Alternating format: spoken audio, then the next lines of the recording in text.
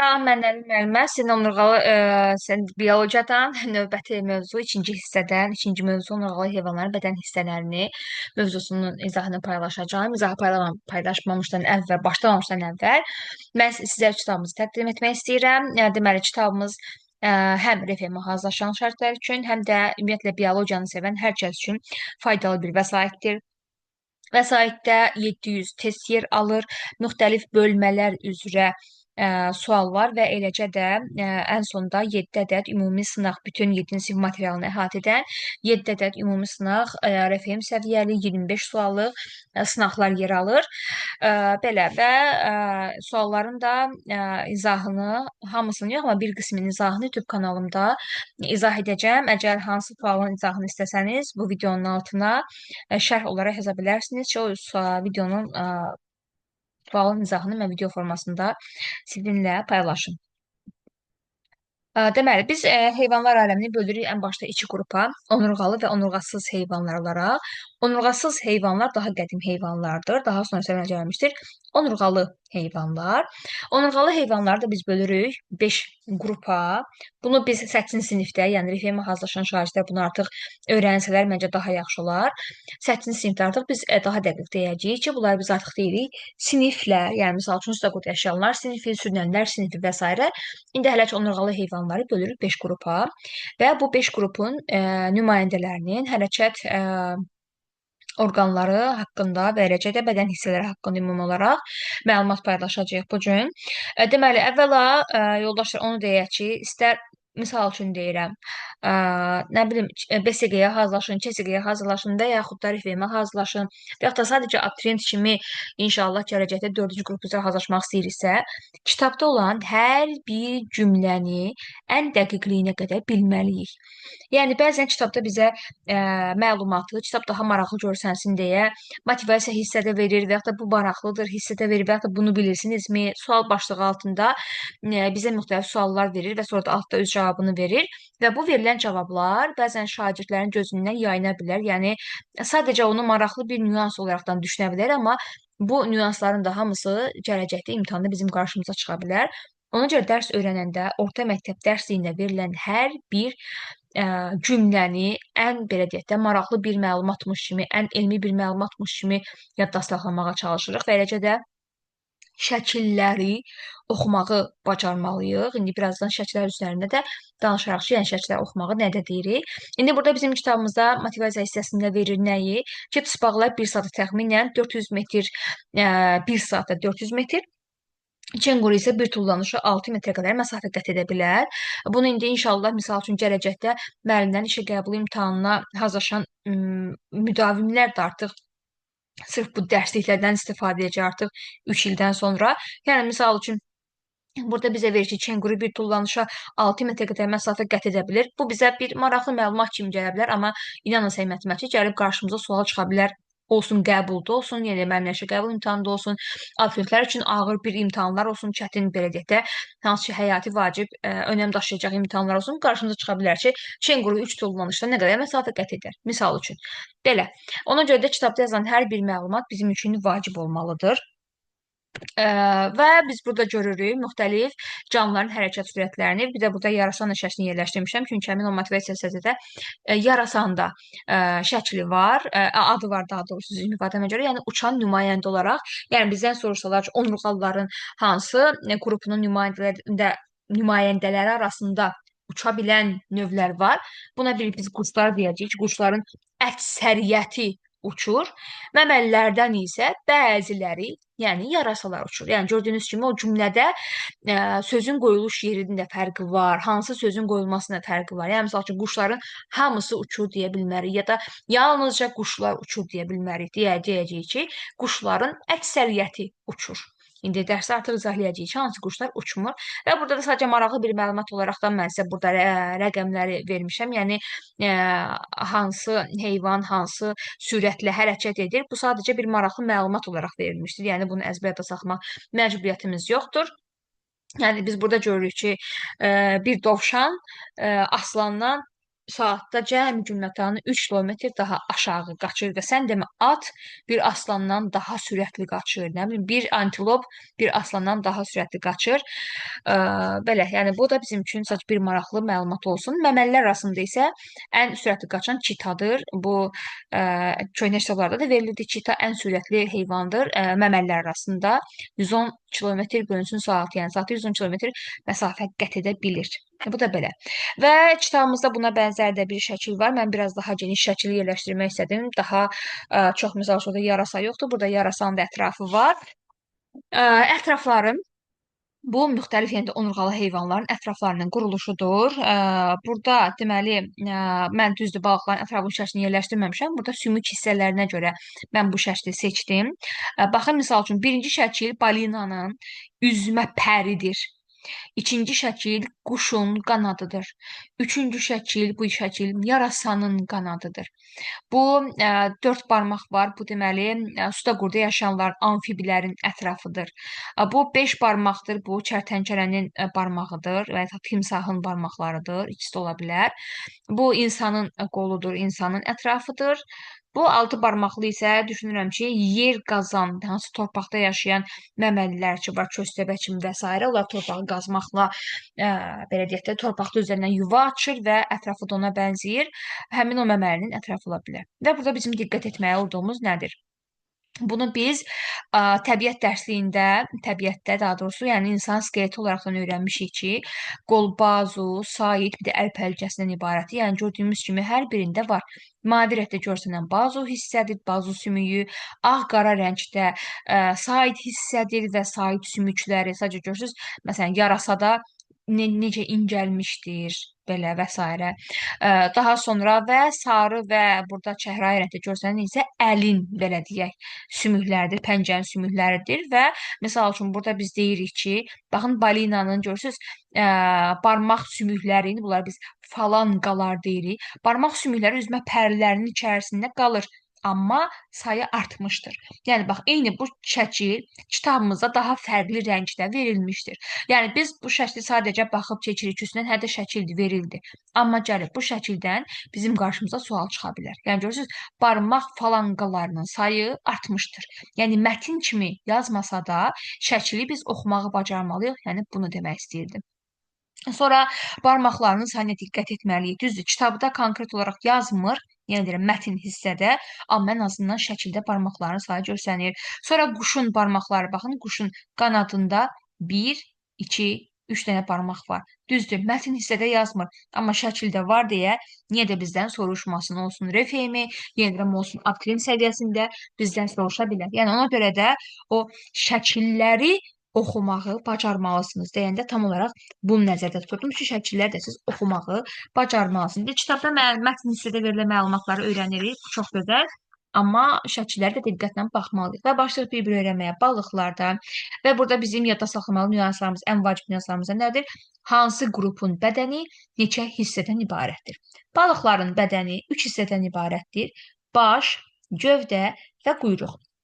Və balıqların hərəkətinə xidmət edir üzgəclər. Üzgəclərin müxtəlif funksiyaları var. Bunu da qeyd olaraq yazmışam ki, gözümüzün qarşısında olsun. Həm istəsəz bunu da siz öz qeyd dəftərinizə yaza bilərsiniz ki, bu yəni yadda saxlamalı olduğumuz vacib nüanslardır. Çünki kitabın üzərində işarə qoymaq, kitabı yazmaq təbii ki, düzgün davranış deyil. Çünki sizdən sonra bu kitabı istifadə edəcək şagirdlər olacaq inşallah. Ona görə də hər birinizin, yəni nəinki biologiyanın, əksər fənlərdən qeyd dəftərinizin olmaqlığı məqsədə uyğundur. Və hətta bacarın ki, böyük qeyd dəftər alın. Misal üçün 7-ci sinifdə yazırsınız bunu qeyd olaraq, yəni siz onu bu il bitirib atmayacaqsınız. Yəni əgər 4-cü qrupa hazırlaşan, biologiyanı sevən bir şəxs isə bu dəftəri biz 11-ci sinifə qədər özümüzdən apara bilərik. Ona görə imkan daxilində böyük dəftər və imkan daxilində səliqəli yazı ilə bu qeydləri özümüzdə saxlayırıq. Quyruq üzgəci irəli hərəkətdə xidmət edir, irəli hərəkətdə xidmət edir. Küt üzgəclər müvazinəti saxlayır. Anal üzgəc və bel üzgəci isə bədənə dayanıqlıq verir. Ümumiyyətlə, balıqlarda üzgəclər bölünür iki yerə. Tək və cüt üzgəclər. Cüt üzgəcləri içi cütdür.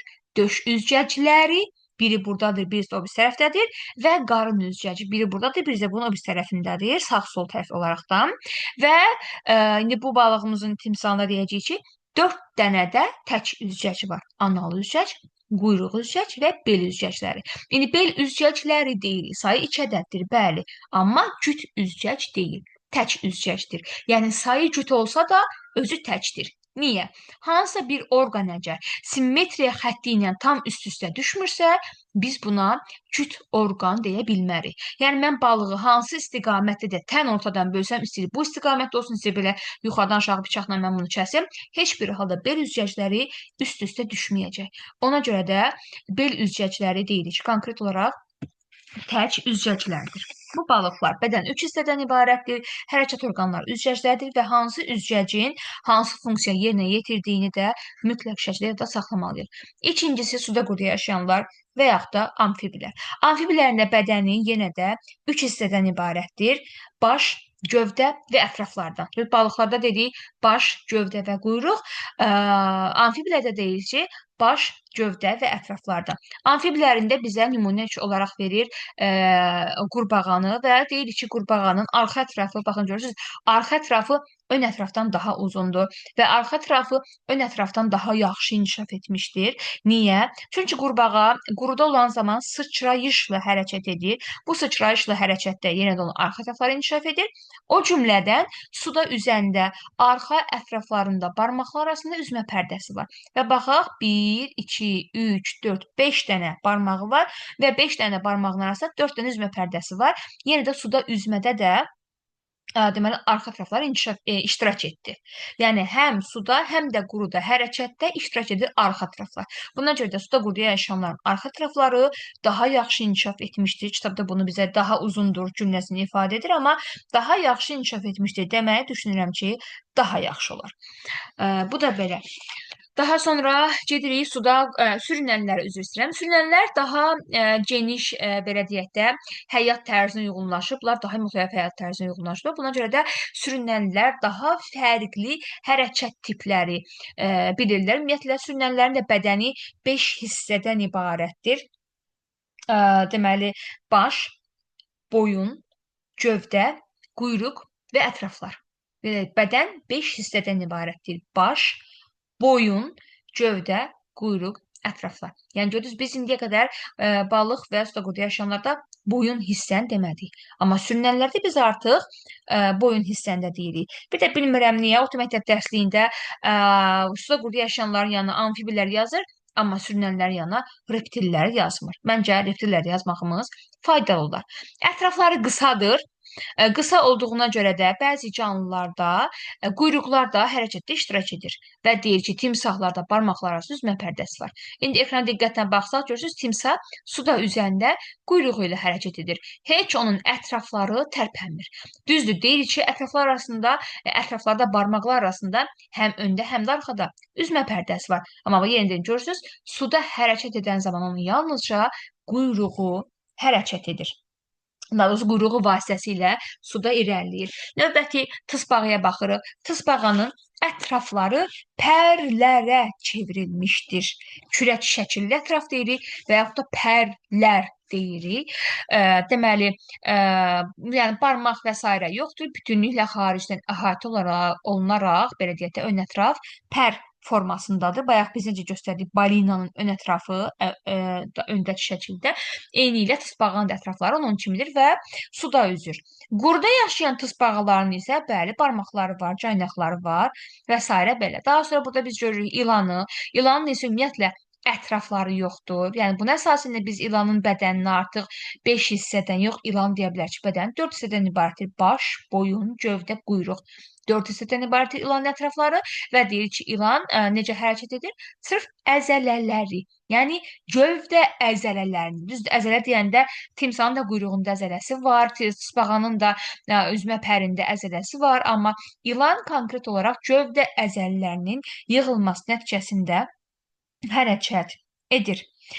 Belə və yerdə qalan digər sürünənlər isə burada aiddir. Bu qələmullar, iguanalar, nə bilim, quruda yaşayan tısbağalar və yaxud da quruda olan yerdə timsahlar, çərtənkələrin özü və s. Bunlarda isə dörd ətraf üzərində konkret ətrafları vasitəsilə hərəkət edirlər. Sonra davam edirik quşlarla. Quşların bədənləri lələklərlə örtülmüşdür. Bunu biz ötən dərsdə danışmışdıq və quşların bədənləri də 5 hissədən ibarətdir. Bunlar hansılardır? Baş, boyun, yenə boyun, gövdə, quyruq, qanad. Bax görürsüz, burada artıq biz ətraflar demirik. Baş, boyun, qanadlar, quyruq və gövdə. Bədən 5 hissədən ibarətdir.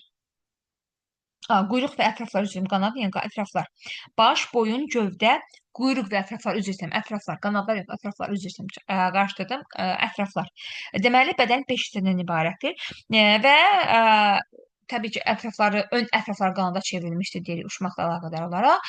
Biz burada görürük, misal üçün, suda yaşayan quşları, yəni quşlar da iştahımıza verməyib bunu, amma bilməyimizə bir fayda, bir ziyan yoxdur və yaxud da quşlar da müxtəlif mühit şəraitində yaşaya bilirlər. Yəni, misal üçün, suda yaşayan quşlar, yəni bu ördəkdir. Ördəklərdə, qazlarda, qazdır.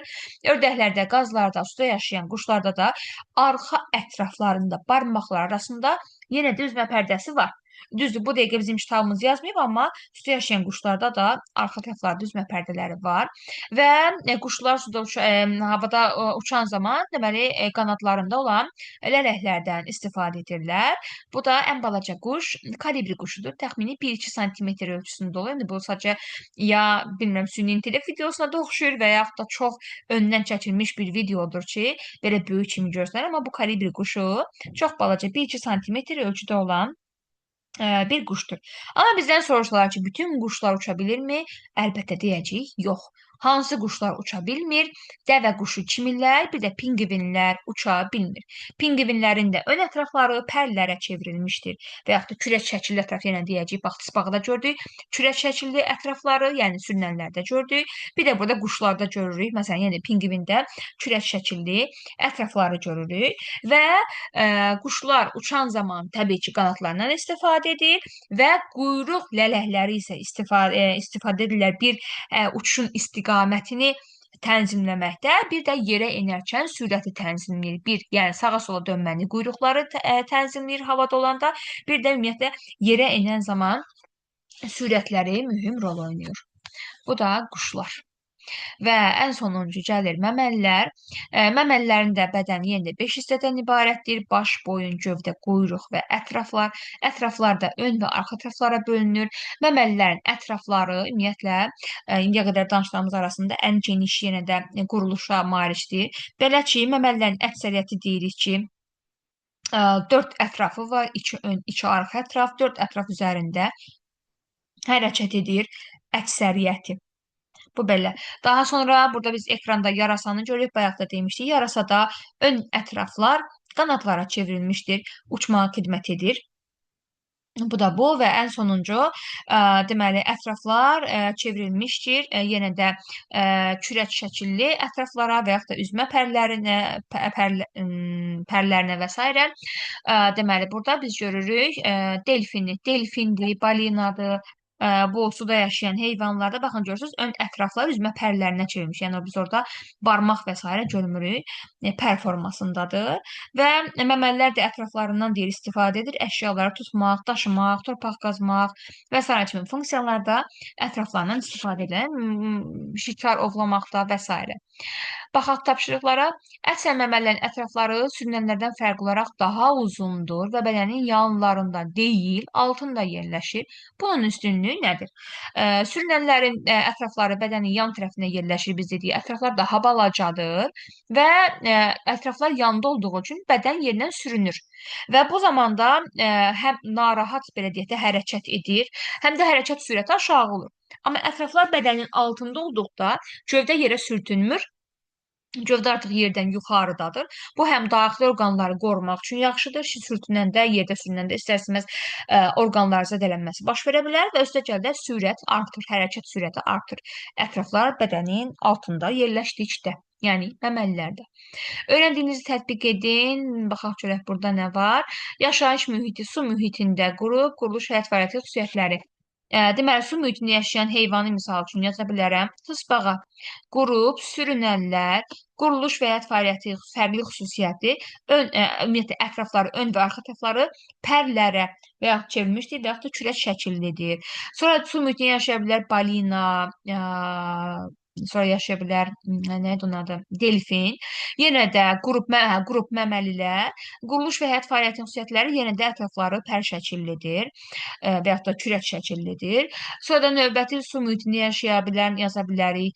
Nədir bu? Pinqvin, quşlara aid qrup olaraq yenə də ətrafları pərlərə çevrilmişdir və bir də timsah yaza bilərik, qrup olaraq sürünən və quruluş səsi olaraq da hərəkətdə quyruğundan istifadə edir. Yəni, fərqli bir xüsusiyyət olaraq bunu deyə bilərik.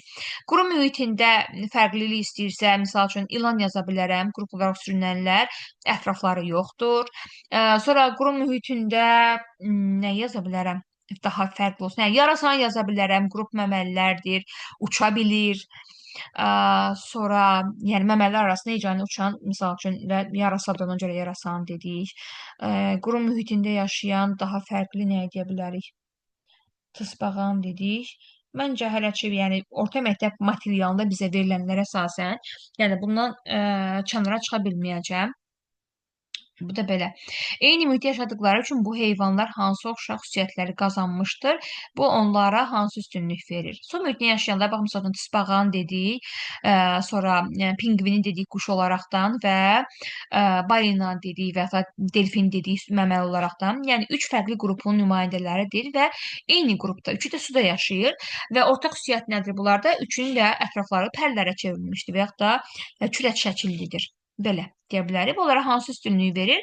Yəni, mövcud mühitdə daha rahat hərəkət, daha rahat həyat tərzi üstünlüyünü verir. Belə deyə bilərik. Sonra davam edirik. Öyrəncilərinizi yoxlayın. Balina və yarasa məməlilərin, ilan və tısbağa sürünənlərin, pinqvin quşlarının digər nümayəndələrindən nə ilə fərqlənir? Fikrinizi əsaslandırın. Dedik, balinanın ətrafları pərlərə və yaxud da kürək şəkillidir və yaxud pərlərə çevrilmişdir. Üzmə pərlərinə və yaxud da kürək şəkillidir. Yarasanın ətrafları uçmağa uyğunlaşmışdır məməlilərdən, yəni əksər nümayəndələrindən fərqli olaraq. İlanın ümumiyyətlə ətrafları yoxdur. Suda yaşayan tısbağanın, suda yaşayan, yəni tısbağanın hamısını deyə bilmərik, çünki quru tısbağalar da var. Quru tısbağalarında sürünənlərin əksər nümayəndələri kimi dörd ətraf üzərində gəzərək hərəkət edir. Amma su tısbağalarının bəli, yenə də ətrafları kürək şəkillidir. Pinqvin də, yəni quşlar uça bilir, əksəriyyəti, amma pinqvin uçmaq qabiliyyəti yoxdur. Niyə görə? Çünki o su heyvanıdır daha çox və yenə də ətrafları pərlərə, üzgəclərə, kürək şəkilli ətraflara çevrilmişdir. Sual işarəsindən uyğun gələn ifadəni seçin. Balıqda üzgəc, amfibidə ətraf. Burada yazımız o bir səhifədən qalıb. Sonra quru tısbağasında, ətraf dəniz tısbağasında kürək şəkilli ətraf, yəni yaza bilərəm. Qağayda qanad, pələngdə dörd ətraf, ön və arxa ətraflar yaza bilərəm. Sürünənlərdə pulcuq, məməlilərdə tük. Bu ötən dərsimizə əsaslanır. Onurğalı heyvanların bədəni örtüyü, məməlilərdə tükdür. Quş, baş, boyun, gövdə ətraflar. Baş, boyun, gövdə, quyruq qaldı. Balıq üç hissədən ibarətdir. Baş, gövdə və quyruq. Baş, balıq, baş, gövdə, quyruq. Məməlilərdə ətraflar bədənin altında, sürünənlərdə isə ətraflar bədənin yan tərəflərində yerləşir. Bax, görürsünüz, yoldaşlar, bu məlumat, məsələn, dərslikdə yoxdur. Yəni, mətin hissədə biz oxuyanda görmədik ki, burada belə bir şey olsun ki, sürünənlərdə yazsın ki, ətraflar bədənin yan tərəfində yerləşir. Görürsünüz, yoxdur. Sonra tapşırıq hissədə, o düşün, müzakirə paylaş hissədə verdi məlumatı və gəldi tapşırıqda soruşdu. Yəni, ona görə də yenidən biologiyanı sevən 4-cü qrupa hazırlaşan bir şagirdiksə, elə tapşırıqların özündə mütləq şəkildə ən dəqiqliyinə qədər işləməliyik ki, görürsünüz, yəni yenə deyirəm, mətn hissəsini verməyən nə isə gəlib burada bizdən sual kimi soruşa bilir. Belə, izah bu qədər yoldaşlar. Növbəti saatda görüşənədək uğurlar.